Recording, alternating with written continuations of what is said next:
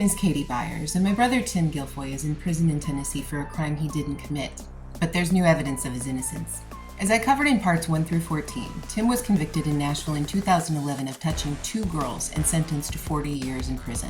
But in January of 2024, 12 years after his conviction, one of those girls came onto our Free Tim G Facebook page and admitted that the story told to the jury never happened. If you haven't been following Tim's story, I encourage you to go to our videos and watch them all to get caught up.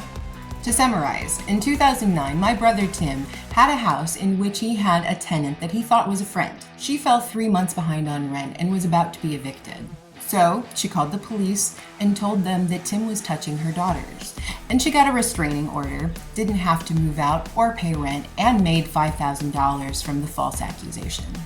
At trial, the 2 girls testified that on the day they told their mother and she called the police, they went to school. Their mother, Jennifer Astle, testified that on that day, she received a call from a guidance counselor at the children's school who told her that one of her daughters had reported abuse. Jen testified that she then went to the school, picked up her daughters, and went home to call the police. Tim was convicted and sentenced to 40 years without parole.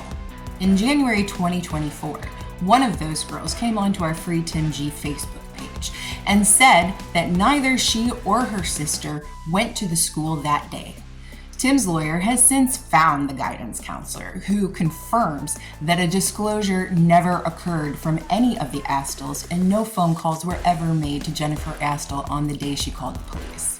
The guidance counselor never called the mother to tell her about the accusations. The story these 3 witnesses told was perjured testimony, and the prosecutors knew it.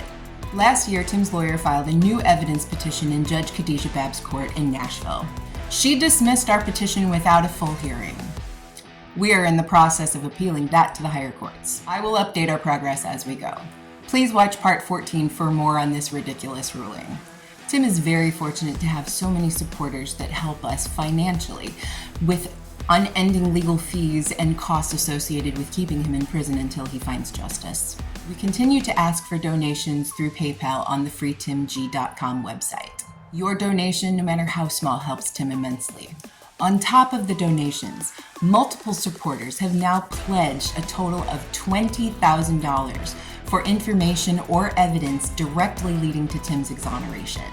These funds are completely separate from Tim's regular donations and are to be paid out after Tim is successfully released from his unjust imprisonment. Anyone with information can DM me on any of our social media platforms or send me a direct email. You will remain totally anonymous. If you know anything about this case or the people involved in it, even if you think it's a small detail that doesn't matter, please contact me. You may know a small piece of information that will lead to Tim's freedom. Also, one of these girls just commented on one of our TikTok videos. I'm going to be putting out part 60, where I'll show this comment and respond directly to her. Thank you all for listening, and please help me bring my brother home.